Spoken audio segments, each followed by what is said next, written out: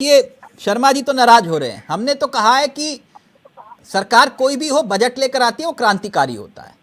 ठीक, विपक्ष में जो होता है कहता है कि ऊंट के मुंह में जीरा, आटे में कंगाली में आटा गीला। ठीक, अब ये लोग भी वही कह रहे हैं जो आप लोग 2014 से पहले बोलते थे। लेकिन मैं एक महत्वपूर्ण बिंदु पर आया, और आप जानते हैं कि मेरा वो पत्रकारिता वाला वो कहानी है ही नहीं, जो ग्राउंड पर देखा वही बोला। ठीक, चुनाव और चुनाव शास्त्र, अर्थशास्त्र अभी थोड़ा किनारे रख दें। आप मुझे एक बात समझाइए, क्योंकि भारत का रहने वाला हूं, भारत की बात कर रहा हूं। चुनाव शास्त्र की मैंने बात इसलिए की, अभी मैंने एक जिक्र किया, प्रमुख साहब आपने सुना होगा आंकड़ा, आजादी के बाद अब तक का सबसे बड़ा बजट घाटा अनुमानित है लगभग 17 लाख करोड़। ठीक, अर्थशास्त्र यह कहता है कि ये जो फ्री अन्न वाली योजना है, अर्थशास्त्र, मेरी बात को समझिएगा, अर्थशास्त्र यह कह रहा है कि जो फ्री अन्न वाली योजना है वो 6 महीने पहले बंद हो जानी चाहिए थी। राजनीतिक शास्त्र यह कहता है कि जब तक चुनाव होगा तब तक ये योजना आगे रहेगी। मैं गलत हूं प्रमुख साहब?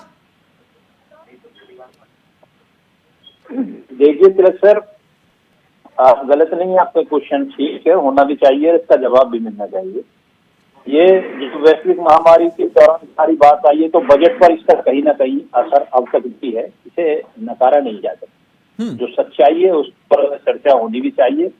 और ये फ्री जो हम अनाज की बात करते हैं, खाद्यान्न की जो बात करते हैं, ये कोई राजनीतिक शास्त्र इसको इसलिए उसमें सम्मिलित नहीं किया जा सकता कि ये किसी लाभ के लिए दिया गया था, कि ये कोई जैसे माननीय केजरीवाल जी ने दिल्ली में फ्री बिजली करने का काम किया था, या और कोई चुनाव में कांग्रेस का भी ये था। ना प्रमुख साहब, मेरे साथ नहीं चल पाएगा, मेरे साथ ना प्रमुख साहब आप लिख लीजिए, अभी सफेद पेपर पे, या तो मैं लिख देता हूं, लिख लीजिएगा, और फिर उसी दिन मैं आपसे चर्चा करूंगा।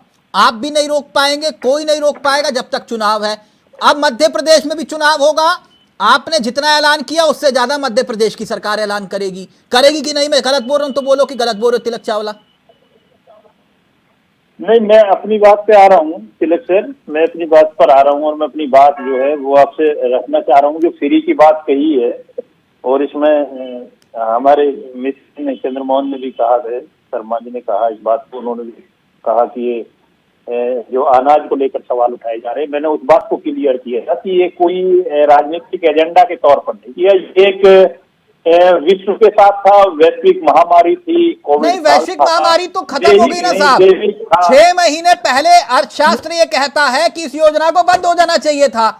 आज भी आप कह रहे हैं कि 1 साल और योजना को चलाएंगे,